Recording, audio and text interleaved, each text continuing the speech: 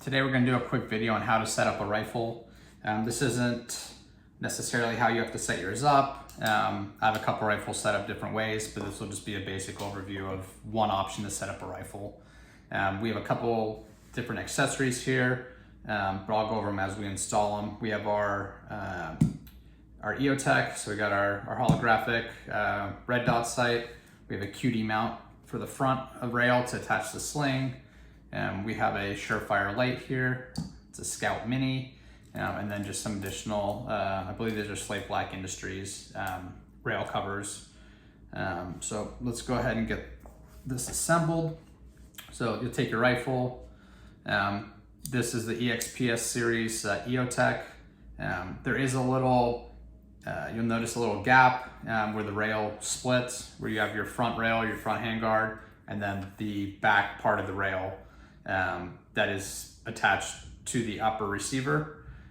You don't want your red dot on the front rail or on the gap between these two. So I typically put it as close to this as I can, being on the back half of it.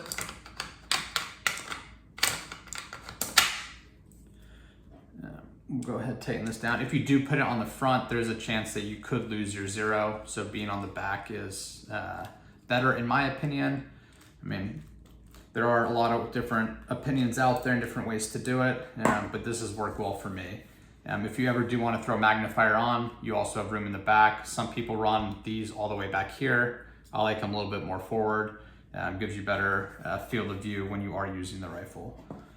So we're also going to throw on our QD mount. I like putting it the furthest back I can on the rail. Some people like running it all the way forward, like up here. I run my sling here and here for the most part. Sometimes I'll run a QD in the back of the stock. There's also, if you don't want to run QDs, there's also a loophole here to run the sling through. And then you could always 550 cord your sling onto the front if you want. I have done that on a few rifles. Just depends what I'm building the rifle out for. On this one, we're going to use the QDs.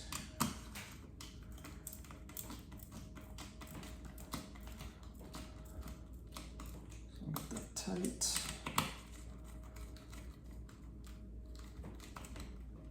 Okay. So on this size rifle, it's the 14.5 BCM, just like in the other video. I know that the light's gonna sit pretty much at the front. So I'll put it on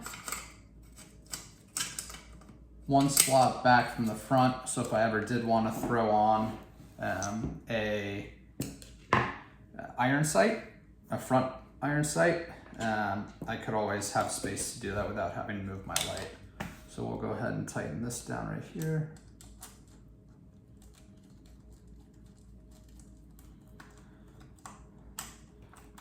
A good way to tell where you're gonna want these accessories as far as something on your front rail is when you hold the rifle, you're gonna want them to be right where your hand is. So sometimes people mount them all the way out, like Daniel Defense, you have when you get it from the factory, if you have a front grip all the way out there. I like mine a little bit further back so I can have more of a bend in my front arm when I'm holding it. So we will put the vertical grip right behind the light on the bottom rail panel. So I'll probably run this right about here. And this is a Daniel Defense vertical grip. There are plenty of options out there. On most of my rifles, I'll run a hand stop or a angled foregrip. I don't run vertical grips on most of my guns.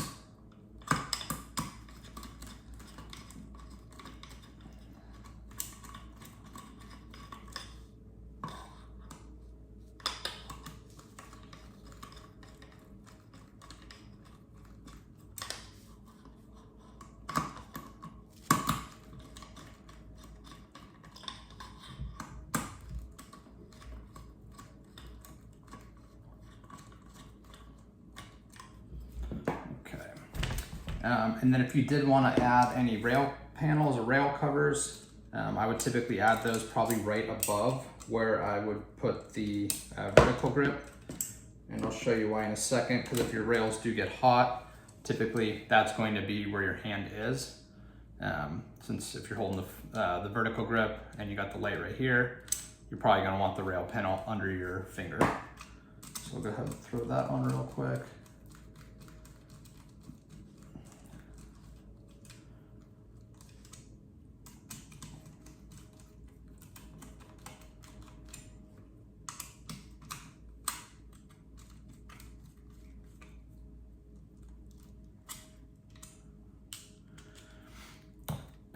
And then if you want one on the other side as well, you can go ahead and do that.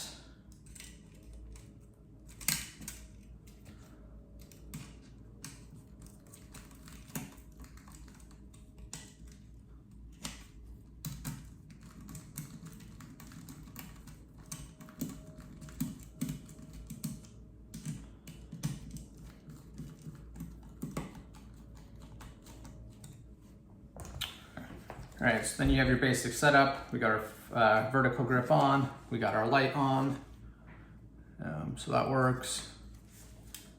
That works. We got our rail covers on where we'd want them. And then if you do want to attach a sling, it would go straight into the QD mount here. Not all rifles are going to have a QD mount right on the end plate right here. So if they do not, so that's typically how I run mine if I have this attachment on it. If you do not, you can always run it on the back of the sling too. So when you put your sling on, you're always gonna want the adjustment tab on the front side, not on the back here. That way you can grab it when you're have the rifle on you. So that's a basic overview. If you guys have any questions or want to see rifle set up a different way, just let me know in the comments. Thanks.